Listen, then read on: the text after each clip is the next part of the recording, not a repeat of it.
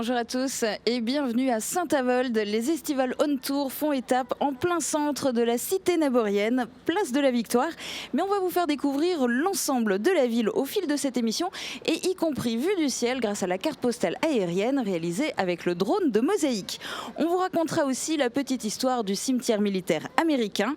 Ils ne sont pas soldats mais ils vont devoir notamment tirer des fléchettes et s'armer de pistolets à eau. Les jeunes de Saint-Avold vont s'affronter en équipe sous la houlette de Sandrine.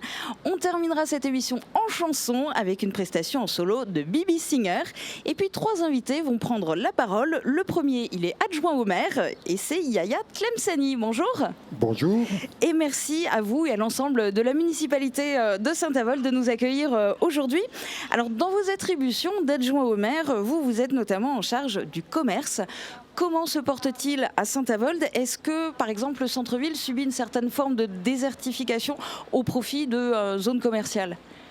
Tout à fait. Saint-Avold subit, au même titre que de nombreuses villes de la même taille dans notre région, en Lorraine et même dans le Grand Est, une désertification quand même modérée, mais elle est quand même présente.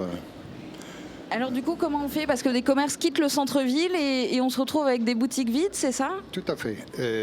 Nous avons quelques boutiques vides, mais nous compensons aussi par d'autres enseignes qui viennent s'installer, mais en légère périphérie.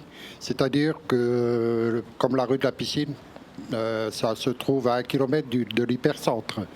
Donc on arrive à compenser un peu nos pertes du centre-ville par ces commerces-là, dont des grandes enseignes nationales et internationales. Alors vous siégez aussi dans la commission transport et ça c'est évidemment un point qui est à ne pas négliger pour améliorer l'attractivité, je suppose. Tout à fait. Saint-Avold est doté d'un réseau de transport urbain qui relie donc tous les quartiers de la ville vers le centre-ville et des relations bien sûr, comme je vous disais tout à l'heure, vers la rue de la Piscine et les hypercentres, mais aussi vers la gare de Valmont. Et puis sinon, Saint-Avold est bien relié justement avec les autres communes autour aussi. Bien sûr, nous travaillons encore pour relier le rural, puisque l'agglomération de Saint-Avold s'est étoffée en récupérant la communauté de communes du centre mosellan. Donc nous sommes en train de travailler sur l'axe Moron-Saint-Avold. Il y a 2 grands axes qui fonctionnent, c'est Creusval-Saint-Avold et Saint-Avold-Forbach qui fonctionnent bien, mais nous sommes encore en train d'étoffer tous les transports possibles. Et nous travaillons aussi beaucoup sur le covoiturage, puisque nous avons déjà un parking mais qui est hyper complet, et nous sommes en train d'étudier donc le deuxième parking qui sera, je pense, opérationnel d'ici très peu. Alors, autre domaine sur lequel il y a du pain sur la planche, vous présidez la commission qui englobe notamment l'urbanisme et le logement, des points qui sont bien sûr essentiels. Quels sont les points forts de Saint-Avold pour essayer d'attirer de nouveaux habitants ? Donc, il faut savoir qu'à Saint-Avold, les bailleurs sociaux ont mis vraiment un gros paquet sur la réhabilitation, à savoir les sociétés comme la SNI, l'OJS, Moselis et Metz Habitat. Plus de 80% du parc du logement social a été réhabilité à Saint-Avold. Et je tenais à remercier d'ailleurs les bailleurs sociaux, bien sûr, la ville qui les accompagne, puisque quand il y a réhabilitation, il y a toujours des travaux autour. Et je pense que c'est un point fort de Saint-Avold. Merci beaucoup d'avoir participé à cette émission. La balle est maintenant dans le camp des jeunes. Ils vont devoir s'en saisir sans la laisser tomber. Sandrine Veillaugrain. Coucou Sandrine, est-ce que tu peux nous présenter les équipes du jour ? Avec plaisir. Alors aujourd'hui c'est un petit peu particulier parce que j'ai à ma droite une première équipe de 2 frères et sœurs avec Rosanne et Corentin et une autre équipe à ma gauche avec Samy, Zera et Can. Alors exceptionnellement ils sont 3 pour la simple et bonne raison que ce sont également 3 frères et sœurs, mais ils n'ont absolument pas su se décider de qui allait jouer ou non. Alors du coup on a décidé de les faire jouer ensemble, mais ils vont simplement alterner pour les différents défis pour pouvoir chacun jouer au moins une fois pour que tout le monde soit content. On va voir tout de suite avec qui on va jouer pour ce premier défi et je vous laisse avec les explications. Pour ce défi, les 2 équipes vont devoir se déplacer d'un cerceau à l'autre en tenant un ballon entre leurs têtes. Ils n'auront pas le droit de se servir de leurs mains et si le ballon tombe, ils devront reprendre depuis le cerceau de départ. La première équipe à rejoindre 3 fois le cerceau d'arrivée remporte le défi. Bonne chance à tous! Alors, on va terminer de se mettre en place. Zéra, tu peux te mettre en face, devant le cerceau, comme ça. Non, de l'autre côté. Voilà, comme ça. Et tu peux venir en face d'elle. Voilà, et comme ça, une fois qu'on est prêt, on va pouvoir prendre le ballon et aller jusqu'à l'autre cerceau et faire 3 allers-retours comme ça. Ok?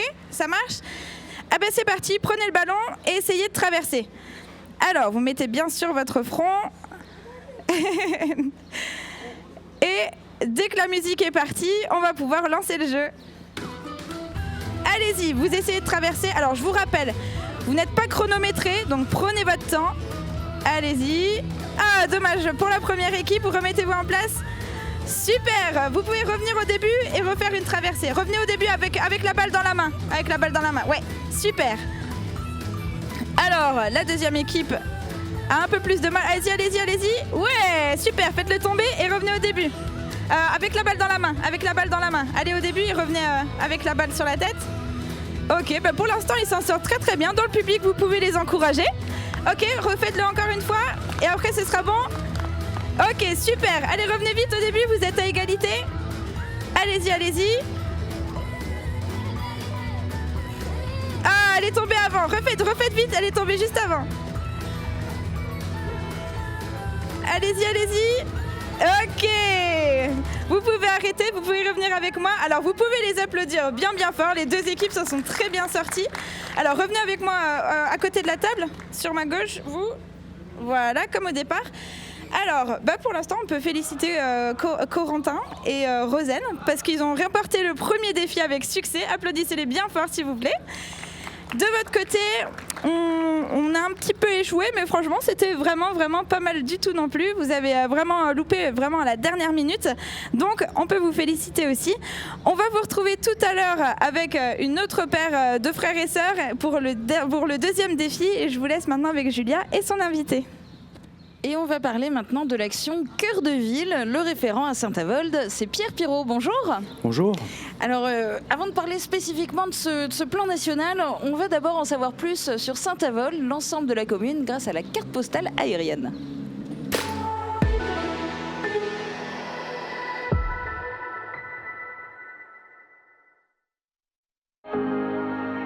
Bienvenue à Saint-Avold, ou devrait-on dire Saint-Nabor. En effet, les habitants de Saint-Avold sont appelés les Naboriens. À l'origine, était un moine irlandais qui, en 509, créa un oratoire à l'emplacement de Saint-Avold. Une abbaye bénédictine remplaça l'oratoire et le 25 août 765, les reliques de Saint-Nabor y sont transférées. C'est donc autour de cette abbaye que s'est développé le bourg. Sa situation géographique en fait très tôt le point de passage pour les Français voyageant vers le Rhin et inversement les Allemands ou Hollandais descendant en France. Aujourd'hui, traversé par l'A4, c'est toujours le cas. L'industrialisation se développe au cours de la première moitié du XIXe siècle, assurant du travail à de nombreux Naboriens ainsi qu'aux habitants du canton. Puis le développement charbonnier fait de Saint-Avold une ville de résidence. La société houillère Sarre et Moselle construit pour son personnel la cité Jeanne d'Arc avant 1930. Puis, après la Seconde Guerre mondiale, 1300 nouveaux logements sont construits pour les besoins des houillères. La population de la ville passe de 7 à 18 000 habitants. La fin du charbon en France signe aussi la fin de la coquerie de Carlin, située en partie sur le banc de Saint-Avold.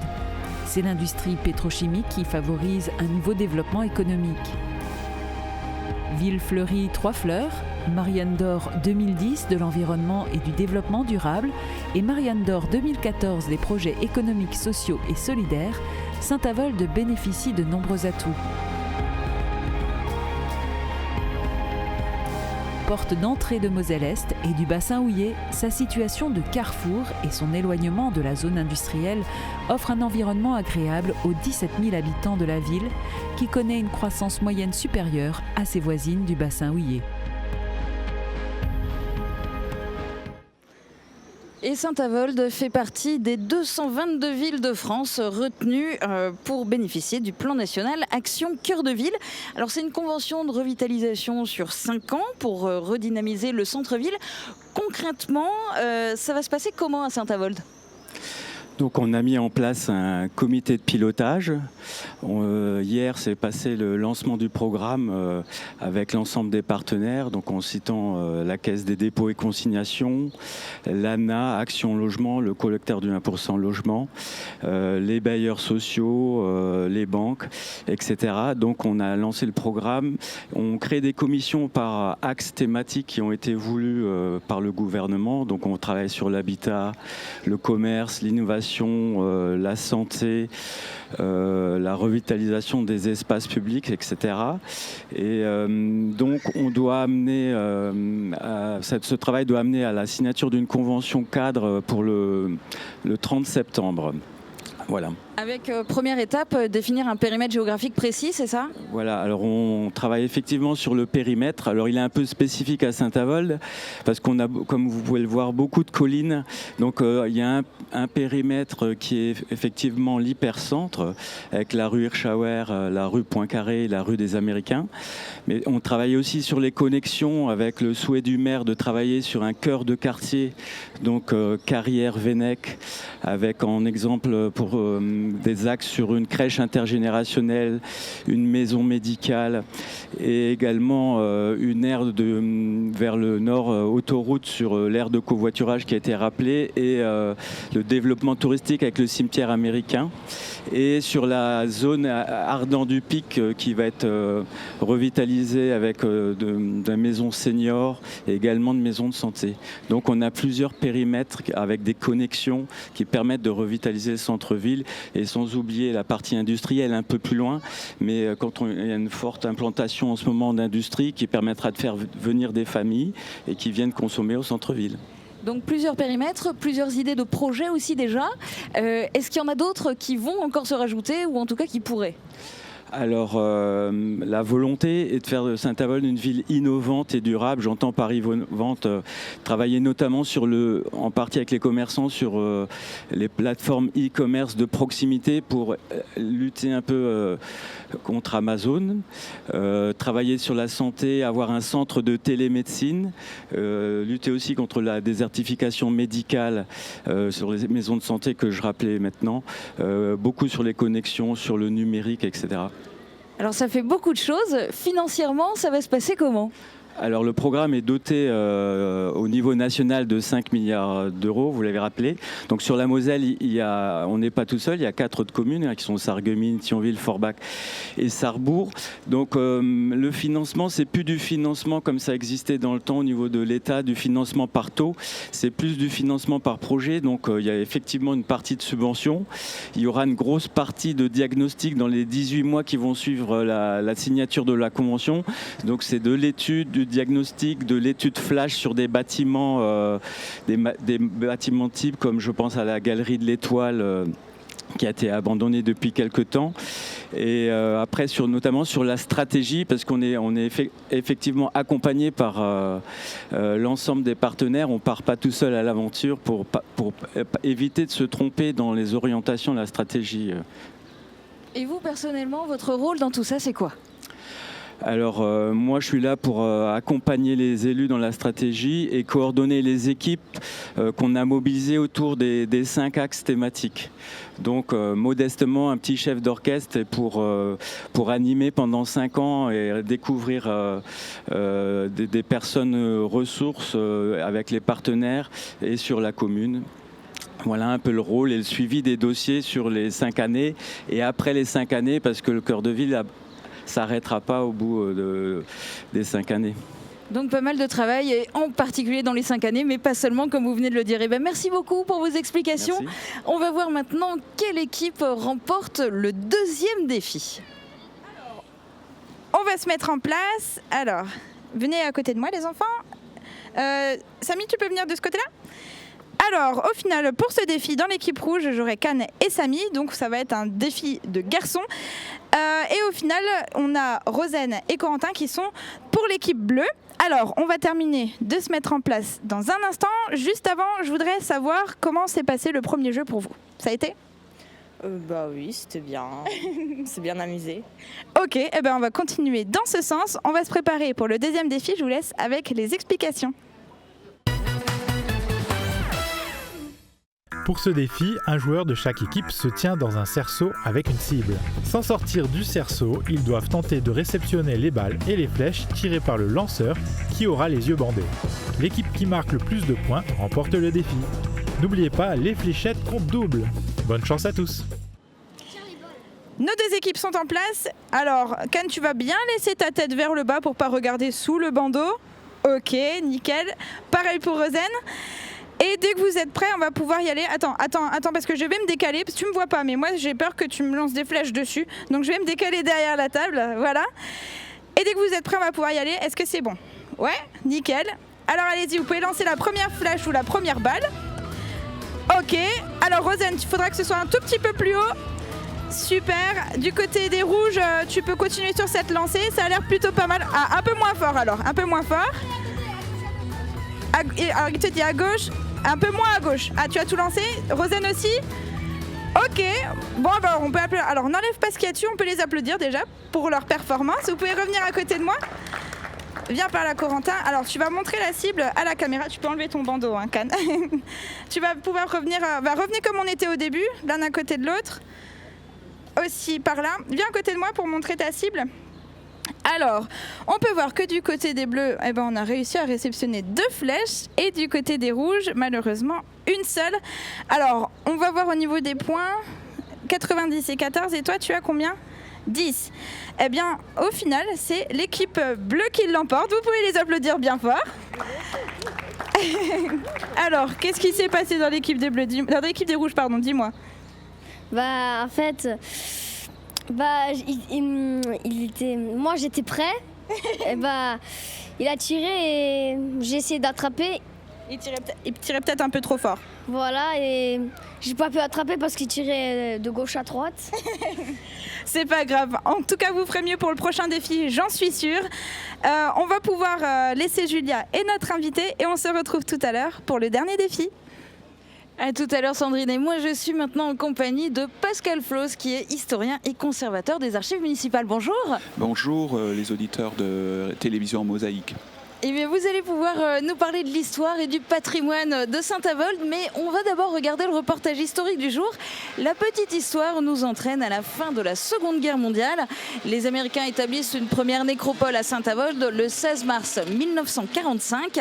L'importante réserve foncière de la ville permettra à l'armée de bâtir ce qui deviendra le plus grand cimetière militaire américain de la Seconde Guerre mondiale en Europe. Le voici en images. «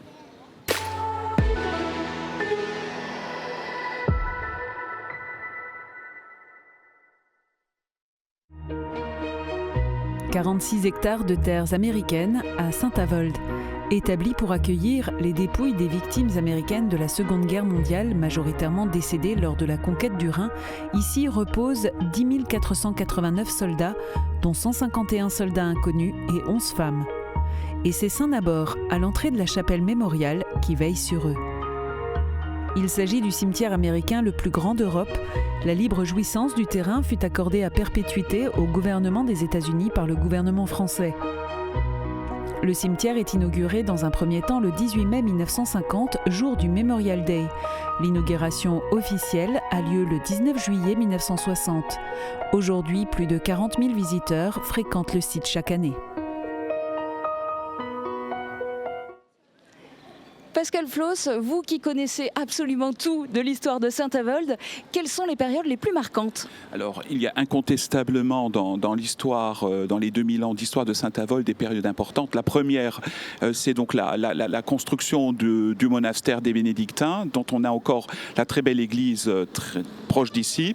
C'est donc le 7e, 8e siècle. Et puis, bien sûr, après, si on doit les grandes périodes. Il y a le XVIIIe siècle, la reconstruction de la ville après les guerres du XVIIe, et nous avons à Saint-Avold un patrimoine immobilier de cette période avec des hôtels privés, les 4 ou les 5 fontaines du centre-ville qui datent du XVIIIe siècle. C'est incontestablement une période de prospérité. Puis un troisième temps, bien sûr, qui est le temps militaire, donc à la fin du XIXe siècle, l'implantation d'une garnison française, puis d'une garnison allemande importante avec des casernes et bien sûr une redynamisation du centre-ville par l'armée. Alors pour tous ceux qui s'intéressent particulièrement au patrimoine, et ils sont très nombreux, qu'est-ce qui reste de tout ça aujourd'hui? Que faut-il particulièrement venir voir à Saint-Avold? Alors écoutez, déjà des choses ont été dites dans les reportages précédents, mais je pense que ce qu'il faut voir lorsqu'on a une journée à Saint-Avold, c'est de venir au centre-ville, d'admirer la rue Erschauer, les anciennes maisons avec les portes sculptées du XVIIIe. Bien sûr, c'est d'aller à l'église abbatiale, l'église paroissiale actuelle, qu'on appelle d'ailleurs la cathédrale de Saint-Avold, qui est un magnifique bâtiment du XVIIIe siècle, de style classique français, et bien sûr aussi à la sortie de la ville, le grand cimetière américain où on peut passer quelques heures, bien sûr. Beaucoup profitent des journées du patrimoine pour venir visiter. Cette année, il y aura quelque chose de spécifique, ce sera la cité Jeanne d'Arc. Oui, il y a bien sûr à Saint-Avold, la ville s'inscrit avec son service dans les journées du patrimoine. Alors ces journées du patrimoine, cette année, vont mettre un gros plan de quartiers, surtout un quartier qui est la cité Jeanne d'Arc, qu'on appelle la Petite Pologne, qui est située aux marges de Saint-Avold, mais qui est un quartier très, très particulier, qui va fêter ses 90 ans. Cette cité a été fondée en 1928, au grand moment du développement charbonnier de l'entre-deux-guerres. Et puis aussi le quartier d'Ourdal, qui est donc l'ancien village de Dourdal, qui a été intégré à Saint-Avold en 1965, et qui lui aussi propose toute une série d'activités. Et puis cette année, Saint-Avold va célébrer un anniversaire particulier. Ça va être le 100e anniversaire du retour de Saint-Avold dans le territoire français. Voilà, tout à fait. Donc le 10 novembre, la ville de Saint-Avold va commémorer de manière à la fois culturelle et patriotique le 100e anniversaire du retour de la ville dans le giron de la France en 1918, avec une animation, et le service des archives aura à cette occasion-là publié un journal fictif, une page, où l'on va retracer l'histoire de l'entrée des troupes françaises à Saint-Avold avec des témoignages de soldats et d'habitants. Donc rendez-vous à tous le 10 novembre. Le 10 novembre à 17h devant l'hôtel de ville. Super. Eh bien, merci beaucoup. Et puis merci pour l'invitation et pour votre participation à cette émission. C'est maintenant l'heure de prendre l'eau, en tout cas pour 2 de nos jeunes participants. J'en perds mon chapeau, c'est pas grave. On va le laisser. Bien, donnez-moi. Merci. On va le laisser là en dessous. Il n'embêtera plus personne. Alors, on va terminer de se mettre en place. Est-ce que vous êtes prêts à être mouillés? Oui. Toi aussi? Oui. Ouais, toi t'es moyen prête. Tout à l'heure tu m'as dit que t'avais pas trop envie, mais on va voir ça tout de suite. Alors je vous laisse avec les explications et nous on va préparer à armer nos pistolets pour la bataille d'eau finale. 2 joueurs, munis d'un kawé, sont placés dans un cerceau avec un bol sur la tête. Les 2 autres joueurs, armés d'un pistolet à eau, doivent tirer dans le bol sans sortir de leur cerceau. L'équipe qui réussit à remplir le plus le bol remporte le défi. Bonne chance à tous. Oh, c'est pas grave. Voilà. Alors, on va terminer de se mettre en place. Tu peux tenir avec les 2 mains. Alors, mets-toi bien dans le cerceau, sinon tu seras trop loin. Ok, alors avec Aude, comme d'habitude, on va passer derrière la table. Et on n'a pas de sifflet aujourd'hui. C'est pas grave. On va juste lancer le chrono et quand je vous dirai top, vous pourrez y aller. Ok, est-ce que vous êtes prêts? Ils sont prêts, on lance le chrono. Top, allez-y, vous pouvez commencer à tirer. Alors Corentin va vite avoir les lunettes toutes mouillées. Alors tu tires peut-être un petit peu trop, voilà. Allez, charge bien ton pistolet.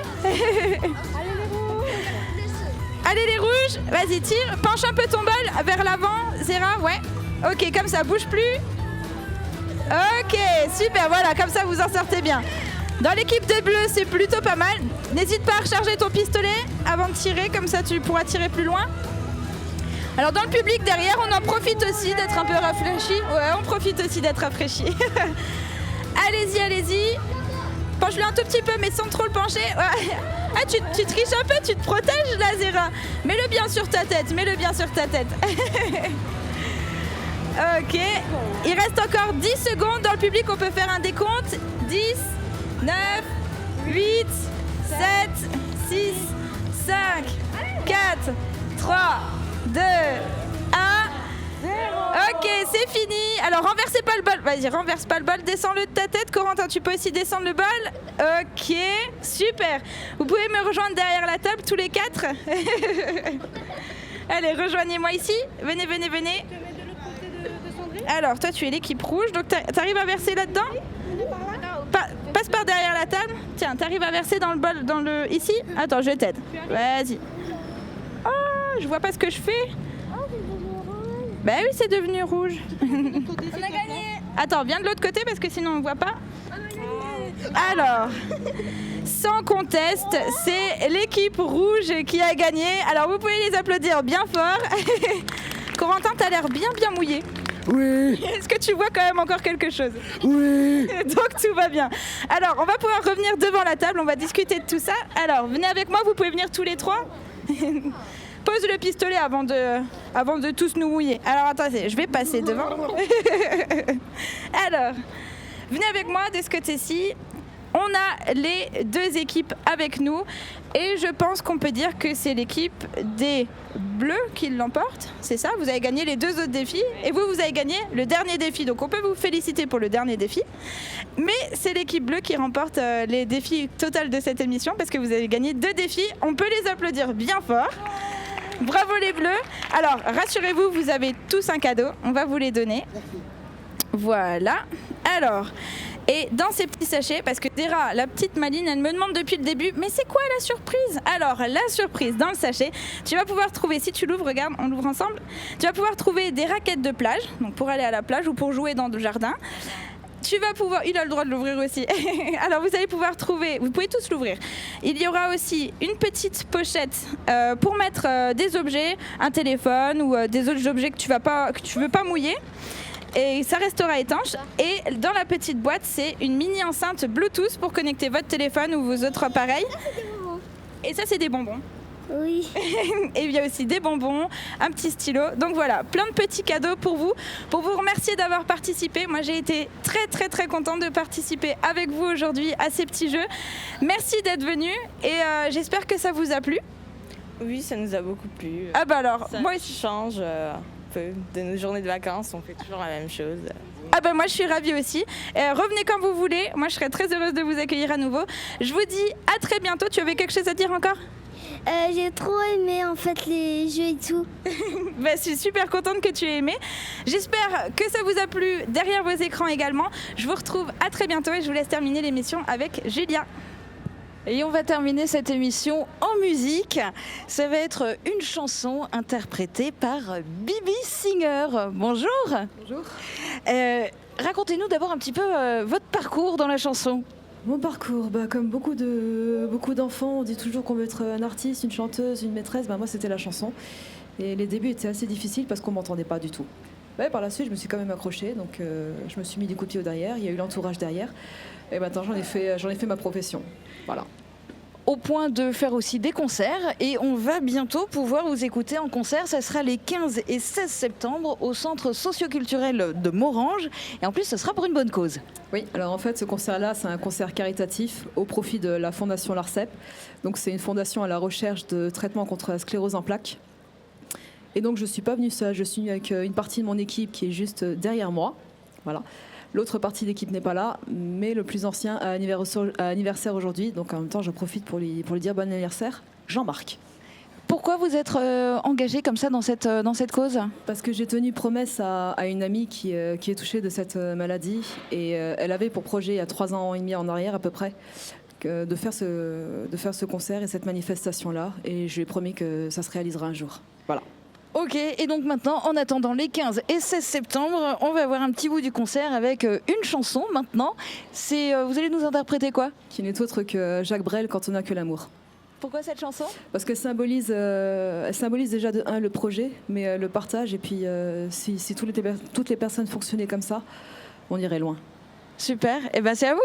C'est parti.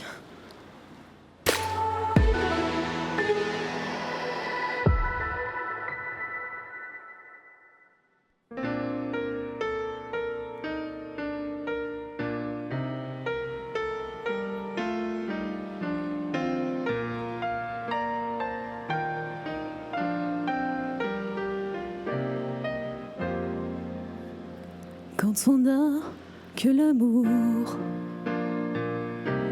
à s'offrir en partage au jour du grand voyage qu'est notre grand amour. Mais quand on n'a que l'amour, mon amour, toi et moi, et pour qu'éclate de joie chaque heure et chaque jour. Quand on n'a que l'amour pour vivre nos promesses sans nulle autre richesse, mais que d'y croire toujours. Mais quand on n'a que l'amour pour meubler de merveilles, mais couvrir de soleil, mais la leader des faubourgs. Mais quand on n'a que l'amour pour unique raison, mais pour unique chanson, puis l'unique secours. Quand on n'a que l'amour pour habiller matin les pauvres et malandrins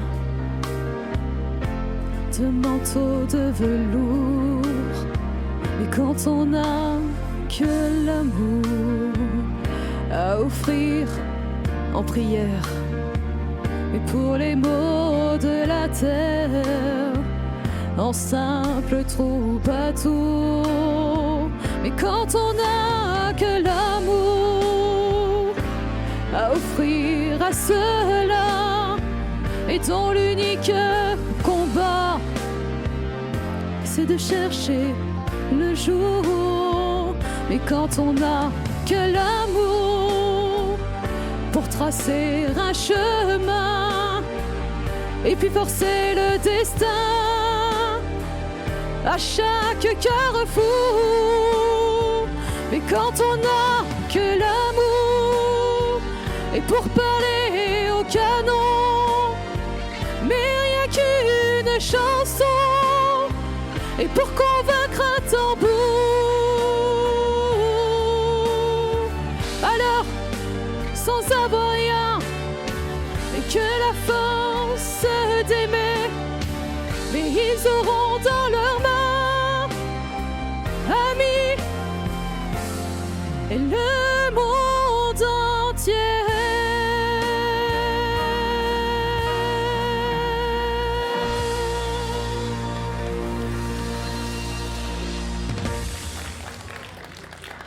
Merci beaucoup pour cette jolie fin d'émission. C'était Bibi Singer. Merci aussi aux invités qui se sont succédés sur ce plateau éphémère. Bravo aux 5 jeunes qui ont su relever les défis de Sandrine.